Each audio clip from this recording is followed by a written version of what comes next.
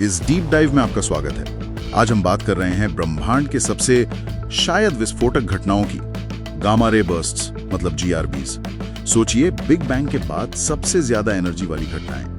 हमारे पास जो स्रोत हैं वो इसी सवाल को देखते हैं कि क्या ये जीआरबीज पृथ्वी के लिए वाकई एक अस्तित्व का खतरा है।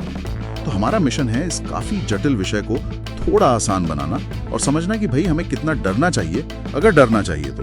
बिल्कुल। और जीआरबीज अविश्वसनीय रूप से शक्तिशाली तो होते ही हैं। स्रोत साफ बताते हैं कि अगर हमारी अपनी आकाशगंगा मिल्की वे, उसके किसी खास हिस्से से कोई जीआरबी सीधा पृथ्वी की तरफ आ जाए तो नतीजे काफी भयानक हो सकते हैं। लेकिन जैसा अक्सर होता है, कहानी में एक बड़ा लेकिन है, एक ट्विस्ट है। अच्छा, तो पहले ये समझते हैं कि ये जीआरबीज आखिर हैं क्या चीज। स्रोत खासकर लंबी अवधि वाले मतलब एलजीआरबीज पर फोकस करते हैं। हाँ, एलजीआरबीज ये तब बनते हैं जब बहुत बड़े विशाल तारे अपने जीवन के बिल्कुल अंत में पहुंचते हैं। उनका जो कोर होता है वो ढह जाता है और या तो ब्लैक होल बनता है या फिर न्यूट्रॉन तारा। ओके, और फिर ये बर्स्ट निकलता है। तो खतरा कितना बड़ा है? स्रोत क्या कहते हैं, कितनी दूर तक असर हो सकता है? स्रोत यहाँ बिल्कुल स्पष्ट है। एक घातक जीआरबी मतलब जो सीधा हमारी तरफ हो, उसका किल रेडियस या कह ले खतरे का दायरा लगभग 10,000 प्रकाश वर्ष तक हो सकता है। 10,000 प्रकाश वर्ष? ये तो बहुत बहुत ज्यादा दूरी है। मतलब इसमें तो हमारी आकाशगंगा का एक बड़ा हिस्सा आ गया। हाँ बिल्कुल, एक महत्वपूर्ण हिस्सा कवर होता है इसमें। तो सिर्फ हमारे आसपास के तारे नहीं, बल्कि गैलेक्सी के दूर के हिस्सों से भी खतरा आ सकता है। स्रोत ने वो 2022 वाले जीआरबी का उदाहरण भी दिया है। जीआरबी 221009A, वो तो कोई 2 अरब प्रकाश वर्ष दूर था, है ना? हाँ, वो बहुत दूर था। फिर भी उसने पृथ्वी के आयनमंडल पर असर डाला था। सही, उसने आयनमंडल को प्रभावित किया, जिससे शायद रेडियो वगैरह में कुछ देर दिक्कत आ सकती थी, पर वो जानलेवा खतरा नहीं था जिसकी हम बात कर रहे हैं। लेकिन हाँ, अगर वैसा ही कोई शक्तिशाली बर्स्ट 10,000 प्रकाश वर्ष के अंदर हो और सीधा हमारी तरफ हो, तब दिक्कत बड़ी है। स्रोत बताते हैं कि वो गामा किरणें हमारे वायुमंडल में नाइट्रोजन ऑक्साइड माने NOx वो बहुत ज्यादा बना देंगी। अच्छा, NOx। और ये NOx क्या करती है? ये NOx फिर हमारी ओजोन परत O3 उसको नष्ट कर देती है। पूरी ओजोन परत को दुनिया भर में? हाँ, ये असर वैश्विक होगा और स्रोत कहते हैं कि ये कमी 5 साल से भी ज्यादा बनी रह सकती है। 5 साल? तो इसका मतलब हुआ कि सूरज से आने वाली खतरनाक यूवी रेडिएशन सीधी सतह तक पहुंचेगी। बिल्कुल, सतह पर यूवी रेडिएशन 2 गुना हो सकता है। इससे डीएनए डैमेज, बड़े पैमाने पर जीवन का विलुप्त होना, ये सब हो सकता है। बाप रे। और साथ में वैश्विक ठंडक और एसिड रेन की भी बात है। सुनने में तो ये बिल्कुल कयामत जैसा लगता है। हाँ, सुनने में तो है, लेकिन यहीं पर वो सबसे दिलचस्प और कह सकते हैं राहत की बात आती है। अच्छा, वो क्या है? स्रोत बताते हैं कि जीआरबी की जो सारी ऊर्जा है वो चारों तरफ बराबर नहीं फैलती। ऐसा नहीं है कि वो एक गोले की तरह फटता हो।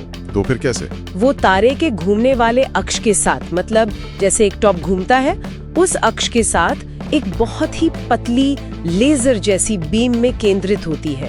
एक पतली बीम? कितनी पतली? बहुत पतली, आमतौर पर सिर्फ 2 डिग्री से 20 डिग्री चौड़ी। इसे कहते हैं आपेक्षिक बीमिंग या कॉलिमेशन। सिर्फ 2 से 20 डिग्री? मतलब खतरा केवल तभी है जब पृथ्वी ठीक उस पतली सी बीम के रास्ते में आ जाए। बिल्कुल, एग्जैक्टली। अगर बीम जरा सा भी इधर उधर हुई तो पृथ्वी पर कोई असर नहीं होगा, भले ही वो जीआरबी पास में ही क्यों न फटा। अरे वाह, ये तो पूरी गेम ही बदल देता है। मतलब ये बीमिंग ही हमारा मुख्य सुरक्षा कवच है। हाँ बिल्कुल, ये ज्योमेट्री ही सबसे बड़ा फैक्टर है जो खतरे की संभावना को बहुत बहुत कम कर देता है। ठीक है, ये समझ आया। तो क्या हमारे आसपास ऐसे कोई उम्मीदवार तारे हैं जिनसे एलजीआरबी का खतरा हो सकता है? स्रोत कुछ खास तरह के तारों का जिक्र करते हैं। वुल्फ रेड तारे, WR तारे जिन्हें कहते हैं। हाँ, वुल्फ रेड तारे ये बहुत बड़े गर्म अस्थिर तारे होते हैं जो सुपरनोवा और शायद जीआरबी बनने के कगार पर होते हैं। स्रोत 2 मुख्य उम्मीदवारों की बात करते हैं। कौन कौन से? पहला है गामा 2 वेलोरा या WR11। ये करीब 1096 प्रकाश वर्ष दूर है, मतलब खगोलीय पैमाने पर काफी नजदीक। ये सबसे पास का ज्ञात WR तारा है। ठीक है, 1000 प्रकाश वर्ष। लेकिन इसका झुकाव मतलब इंक्लिनेशन मापा गया है और वो करीब 65 डिग्री है। 65 डिग्री झुकाव का मतलब क्या हुआ? इसका मतलब है कि अगर ये फटता भी है और जीआरबी बनाता भी है तो उसकी बीम के पृथ्वी की सीध में होने का चांस लगभग नहीं के बराबर है। वो बीम कहीं और जाएगी। तो दूरी कम होते हुए भी ज्यामिति की वजह से ये कम खतरनाक है। अच्छा, तो ज्यामिति ने इसे सेफ बना दिया। और दूसरा उम्मीदवार कौन सा है? वो शायद ज्यादा मशहूर है। हाँ, दूसरा है WR104, जिसे पिनव्हील तारा भी कहते हैं। ये थोड़ा दूर है, करीब 8400 प्रकाश वर्ष। 8400 प्रकाश वर्ष, ये 10,000 वाले दायरे के अंदर है। हाँ, दायरे के अंदर है। और सबसे जरूरी बात ये है कि इसकी जो संरचना है उसे देखकर लगता है कि हम इसे लगभग सामने से देख रहे हैं, फेस ऑन। फेस ऑन मतलब ऐसा हो सकता है कि इसका जो घूमने वाला अक्ष है वो कमोबेश सीधा हमारी तरफ हो, बिल्कुल निशाने पर। ओहो, तो अगर इसका अक्ष हमारी तरफ है तो जब ये फटेगा इसका जीआरबी जेट सीधा पृथ्वी की तरफ आ सकता है। हाँ, ये संभावना है।